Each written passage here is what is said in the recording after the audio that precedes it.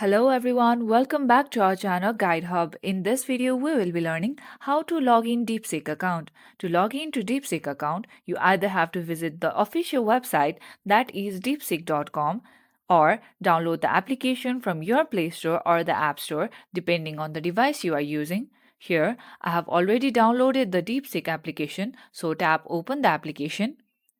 Once you open the application, you have to enter your email address that is linked with your Deepseek account.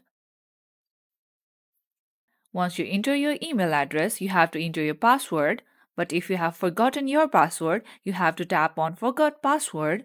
After tapping on Forgot Password, you have to follow the given instruction and reset your password first. Then enter your correct password right here. Once you have entered the correct password, tap on Login.